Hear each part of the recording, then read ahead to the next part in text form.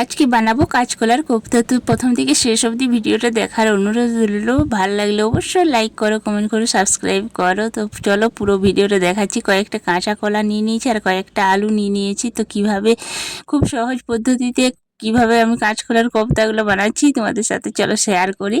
তো প্রথমে কাঁচা কলা আর আলুগুলোকে আমি ভালো করে ছুলে ধুয়ে পরিষ্কার করে নিয়েছি। এরপর আমি এক কুকারে সেদ্ধ করে নেব, 2টো সিটি দিয়ে দেব।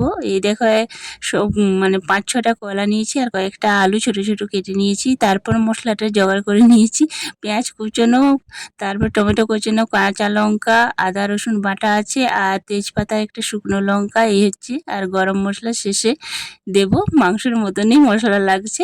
আর এই দেখো বেসন নিয়েছি একটু, সে বেসন দিয়ে আমি কাঁচকলার কোপ্তাগুলো মাখবো। কীভাবে করছি তোমরা দেখো, ভাল লাগবে, আশা করি ভাল লাগবে। আর বাড়িতে একবার এইভাবে বানিয়ে খাবে আর আমাকে কমেন্ট করে জানাবে কেমন হয়েছিল। খেতে কিন্তু দুর্দান্ত লাগে, একবার অন্তত তোমরা বাড়িতে বানাবে। তো বেসনের সাথে আমি কাঁচা কলাগুলোকে সেদ্ধগুলোকে আমি দিয়ে নুন দিয়ে মেখে নিচ্ছি। তো জল দিয়ে মাখবো না, শুধুমাত্র নুন, পেঁয়াজ আর কাঁচা কলা দিয়ে মেখে নেবো। আমি একটুও জল কিন্তু ব্যবহার করব না, যেহেতু আমার অনেকগুলো কাঁচা কলা আছে, মানে পুরোটা মাখা হয়ে যাবে বেসনের সাথে, সেই জন্য।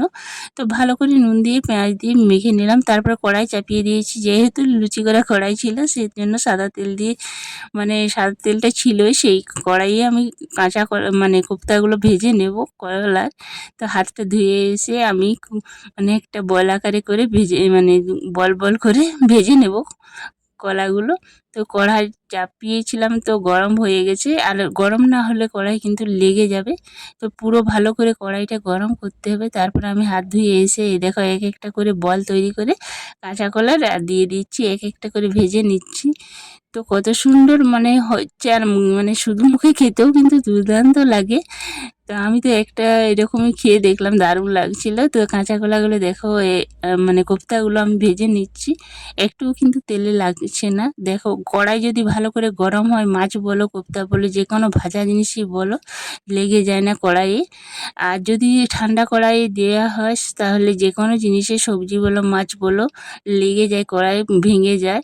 তার জন্য একটু কড়াই আর তেলটা ভালো করে গরম করলে ভালো করে মানে সব জিনিসে উঠে। তারপর মশলাগুলো জোগাড় করে নিয়েছি, জিরে গুঁড়ো, হলুদ গুঁড়ো, লঙ্কার গুঁড়ো, ধনে গুঁড়ো, 5 ফোড়ন, শুকনো লঙ্কা আর গরম মশলা।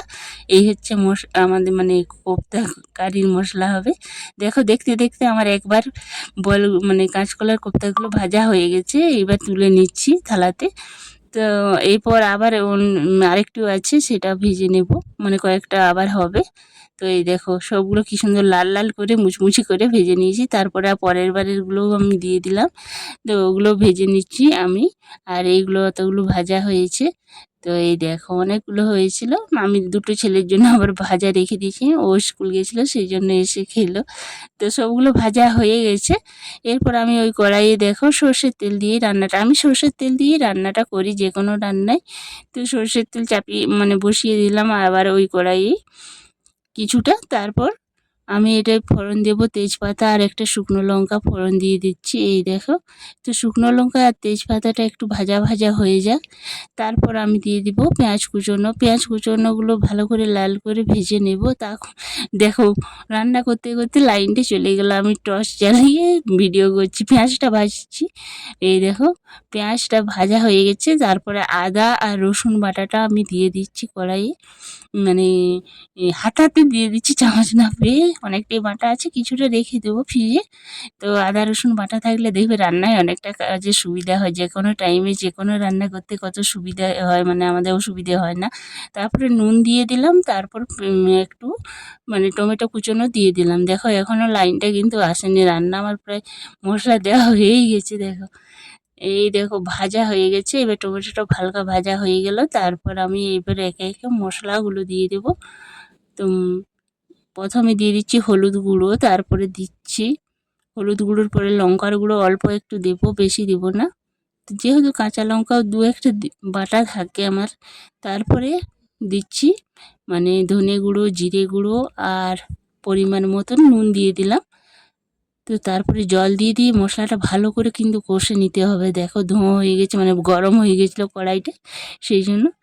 তো অনেকক্ষণ পরে লাইন চলে এসেছে, যাই হোক অনেক কষ্টে লাইনটা এলো। লাইন না থাকলে আমি তো ভিতরে রান্না করি, লাইন না এলে বাইরের আলো পায় না, তার আমি এরকম লাইনের আলোতেই রান্না বান্না হয়। তো দেখো এই যে আলুটা দিয়ে দিলাম, আলুটা দিয়ে ভালো করে মানে কষে নিলাম, মানে মশলার সাথে আরও জল দিয়ে দিয়ে কিছুক্ষণ ধরে কষে নেব। তাহলে মশলা যত কষবে তত রান্নার টেস্ট বাড়বে। তো তারপরে কষানো হওয়ার পরে আমি জল দিয়ে দিচ্ছি, দেখো ঘটিয়ে করে জল দিয়ে দিচ্ছি। এবার জল দেওয়ার পরে যতক্ষণ জাল উঠবে, যতক্ষণ না জাল উঠবে ততক্ষণ কি করব বলো তো, আমি এই কোপ্তাগুলো ছাড়বো না, তাহলে নরম থাকলে কিন্তু ভেঙে যাবে। দেখো আর ঠান্ডা জলে দিলে কিন্তু ভালো লাগে না খেতে, যে কোনো জিনিসই বলো, মাছ বলো আর কোপ্তাই বলো, বড়াই বলো, যে কোনো। তো জাল চলে এসেছে, আমি কোপ্তাগুলো ছেড়ে দিলাম। এবারে আমার মিনিট 2 ফুটিয়ে নেব ভালো করে, যাতে মশলাগুলো কোপ্তার ভিতরে ঢুকে যায় ভালো হয়ে। তো এত সুন্দর নরম স্পঞ্জি হয়েছিল, গোটা গোটা কোপ্তাগুলো খেতে কিন্তু দুর্দান্ত লেগেছিল। গরমে কিন্তু এইভাবেও একবার, কাঁচা কলা তো অনেকভাবেই খাওয়া হয়, কিন্তু এইভাবে কোপ্তা করে বানিয়ে খাবে বাড়িতে, দারুণ লাগবে, গরম ভাতের সাথে পুরো জমে যাবে। তো দেখো দেখতে দেখতে আমার রান্নাটা হয়েই গেছে। দেখো এরপর একটু গরম মশলা ছড়িয়ে মানে গ্যাসটা অফ করে দেবো, মানে রান্নার শেষ মাথায় এসে গেছে। আর খেতে দুর্দান্ত হয়েছিল, কি বলবো, মুখে লেগেই আছে, খুব ভালো। আমার শ্বশুরমশাই খুব নাম করছিলেন, বলছে খুব ভালোই হয়েছে রান্নাটা। কোপ্তার রান্নাটা এইভাবেই রান্না করবে। কাঁচা কলা তো এরকম রান্না বেশিরভাগ টাইমে তো কাঁচা কলা শুধু প্লেন হয়, কোপ্তা করে রান্না হয় না। তো রান্নাটা আমার হয়ে গেছে, নামিয়ে দিয়েছি। এই দেখো কত লোভনীয় হয়েছে, খেতে দুর্দান্ত হয়েছিল। তোমরাও একবার এইভাবে বাড়িতে বানাবে আর আমাকে কমেন্ট করে জানাবে। তো ভিডিওটা আর বেশি বড় করছি না, ভালো লাগলে অবশ্যই একটা লাইক করো সবাই, একটি ছোট্ট কমেন্ট করো, এত কষ্ট করে সবাই আমরা ভিডিও করি, ছোট্ট একটা লাইক আর কমেন্ট করে। আর নতুন বন্ধুরা সাবস্ক্রাইব করে পাশে থেকেও, দেখা হবে আবার নতুন একটা ভিডিও।